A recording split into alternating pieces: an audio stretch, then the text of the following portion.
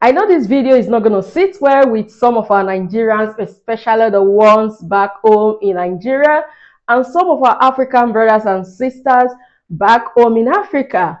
Our dear Aisha Yusuf, a human rights activist in Nigeria, has this to say to Nigerian counterparts in the abroad, in the diaspora. So that whether you are in the UK, America, US, Australia, Canada, this video is for you. You know, she made a lot of sense. Most of the things she talked about, like, I agree with her, to be honest, 200%, because it is high time we start telling ourselves the truth. You can't help people while you are in the grave. You have to be intentional about yourself. You have to look after yourself very well before you be able to look at other people. According to what Aisha Yusuf said in this video, which you will be watching in a minute, she made a parable that really touched me and it got me thinking.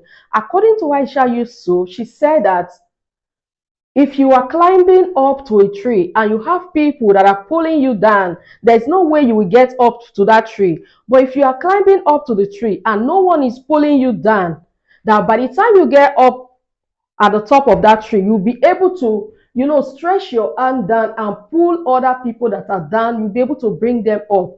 And that is very true. What does she mean by that? She's trying to tell us, those of us in diaspora, that if you are in the diaspora, and probably you are sending money back home, spending, paying school fees, paying this, paying house rent for people. She's not saying that you shouldn't do that, but she said you should do it with wisdom. You should make sure that it is convenient for you. Anyways, I'll let you hear from her. But in the meantime, if you are meeting me for the first time, welcome to my channel. You're welcome to my channel. My name is Juan Ekeke and I'm based here in England. On this channel, I talk about things that has to do with Nigerians, Africans that are in the diaspora and other part of the world. So if you're interested in content like this before leaving my channel, subscribe to my channel and also turn on the notification bell icon. I know I've not been busy on this channel.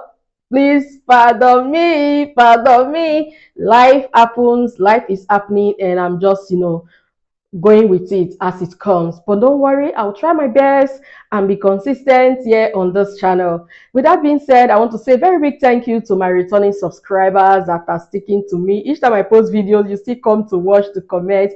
Thank you very much. And for those of you who have been messaging me on WhatsApp, I'm so sorry I haven't, had the time to respond to your messages. I will do that this week, I promise you. From Tuesday, I will be free for the rest of the month. So guys, sit back, relax, because you will be getting it bumper to bumper on this channel. And if you send me a message on WhatsApp, apologize again. I'll get back to you as soon as possible because I will be free from this week. With that being said, let's hear from our human rights activist, Aisha Yusuf. Do not forget to leave your comments. Do not forget to like. Please like the video. It is free to like. And remember to share as well. Over 40% of my viewers are Nigerians in diaspora, and I appreciate every one of you. I get people who tell me that every day I post it, my channel is on notification, and they always get it, they watch it, and all of that. I sincerely appreciate every one of you. I have this message particularly for you. And just now I was reading of a young person in UK that collapsed, a Nigerian in UK that collapsed at the warehouse where he was working, and he died. And they're looking for GoFundMe to be able to bring him home to bury. In the last few months, there have been quite a number of deaths of Nigerians in diaspora. And this is the message I have. But before I even go into the message that I have, I want to say something about a time when I was in the UK. I think that was this year, around during the summertime. I was in Scotland. And so, knowing how Scotland is, by 3 a.m. the sun is shining. And I use those moments sometimes to go for my walk. I walk 10 kilometers every day. And so I will use that moment to just quickly start sleeping. I normally don't sleep early, so let me just finish my walk and then I'll come and sleep. Most times in those walk, the people that I see who are either like returning back from work or going to work are black people. And I don't have any study done. I don't have anything to be able to collaborate what I'm saying, but I'll just tell you what I saw. So these black people, and most of them looked like people who had emigrated. What am I saying? Nigerians in diaspora, especially those that have gone, you know, they either have jackpot or something. They are walking themselves to the grave. It needs to stop. You do matter. Your life matters. I know, yes, there's a need and a pressure from back home. People who are making demands on you. People who are families that are waiting. Expectation. Everybody wants you to solve, you know, their problem. And we've all been brought up to believe that we have to solve everybody's problem. The money that you have, yes, it's not for you alone. Everybody must have of it and that. But there's a saying that you cannot help the poor by being poor yourself. And I also want to add, you cannot help the poor by being in the grave. Most of you are walking yourselves to the grave. Let me repeat, it needs to stop. The people that you're killing yourselves to work and get money for them, first of all, 99% of them do not appreciate you because they feel that you should do more. After all, you are in abroad and you are cutting money anyhow. Meanwhile, you are there, you have no savings, you have nothing. You're literally working to be able to maintain the people that are back home in Nigeria. And yet, it is not appreciated. If anything were to happen to you today, you're not even, let's even leave death out of it. Maybe you came back to Nigeria or you've not really been able to amass something that people will think you should amass. Those same people that you have helped constantly are the ones that are coming to insult you and say, with all the opportunity he or she had, they never did anything. Meanwhile, your money was the one that was used to pay school fees, take care of people, pay hospital bills, send feeding money. But they will never understand, they will never remember. I saw a story where someone had put out a tweet and he said that this person was the one who was the breadwinner of the family, helping everybody and everyone, and then there was this change in the circumstances. I think he lost his job or his business, and his mother said to him, so all those years you did not save anything. But what Mama forgot is that how could he have saved anything when he was the one that carried the whole family? When people sat down and waited for him, did nothing. The thing is this: if you don't help the people back home, they will help themselves. They will find alternative. The day you die and enter the grave, guess what? They will look for some other person that they start asking and start billing. Yes, you might have that guilty feeling, oh, if I'm not helping, I did this one. As much as you can, crush that guilty feeling. Don't walk your way to the grave. Many people have fallen into this trap.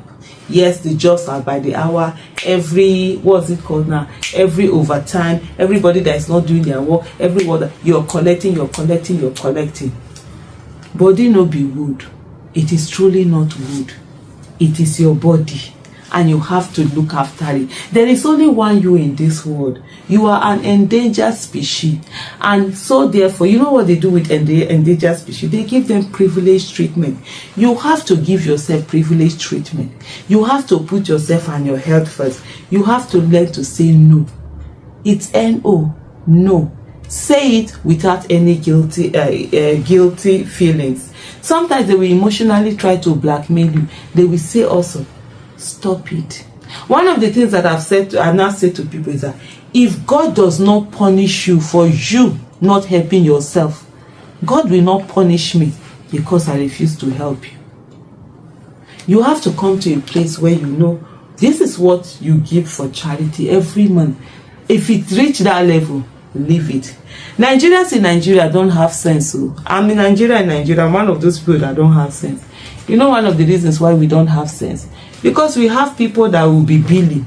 As long as we continue to bill people, we will not have sense. We will sit down, the hardship that is being caused, we will sit down and do nothing about it, because it's very easy to send tests and say to somebody, my child is sick, my child is dying, and my wife is sick, my wife is dying, my husband is sick, my husband is dying. We've not, it give us money.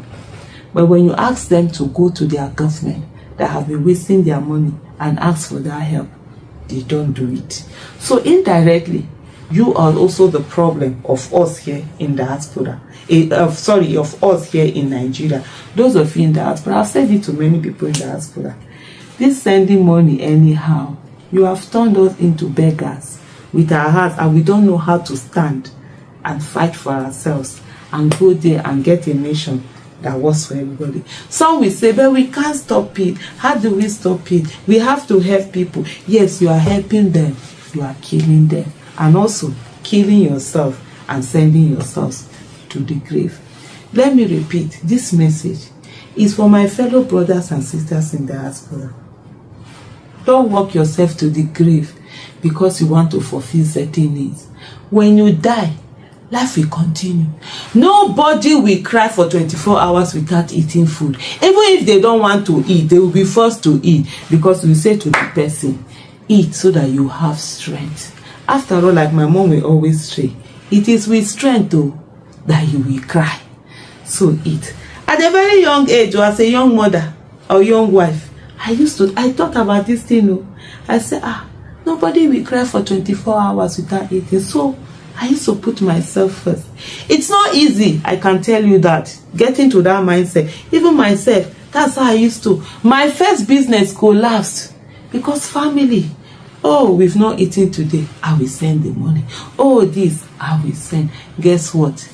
The business collapsed. And when the business collapsed and I had nothing, for over a year or two, I was sitting down like that. Nobody said to me, Aisha, how do we get that business back up? It was only my husband that came and stayed. So when I started my second business and the demand started coming again, I minded myself. But I still didn't get enough sense until one day I found out that a cousin of mine was building houses. And here I am, as of that time, any millions. I don't have any house. Solving problem, paying school fees. Even though I still pay the school fees now, but at a level that is not going to affect me, it's not going to affect my health. But a lot of my brothers and sisters in diaspora, and even some here, they are doing it at a level that is affecting their health. Why the diaspora one is different is that because there are so many hours that come. That temptation, oh, I can earn $90 here, I can earn £100 here today. Let me do it now. It's affecting a lot of people. And so that time when I saw that my cousin, I had to sit down and say to myself, one day these people will abuse me and say, oh, for all the opportunities she had and all the millions she made, she never did anything for herself. And that was why I had to cut some of the expenses and also started building. And that was why in 2007, I started my own building. I started building. You know something about helping people is that if you are climbing a tree and there are people pulling you down, you can never get to the top. But if you shake off the people that are pulling you down and you take yourself all the way to the top of the tree, you can put your hand down and lift people to be at the top of the tree. Do you get? So you now lift many people to come and meet you at that top of the tree. But if you continue, for those who allow themselves to be pulled down with all the little bits and whatever, guess what will happen? All of you will be at the bottom of the tree. Let me repeat what I said earlier. You cannot help the poor by being in the grave. Thank you so much. We've heard it all from our dear Aisha Yusuf. A word they say is enough for the wise. I'll see you all in my next video. Let's interact in the comment section. Have a wonderful day. I remain your favorite host, Joanne Ekeke. Bye.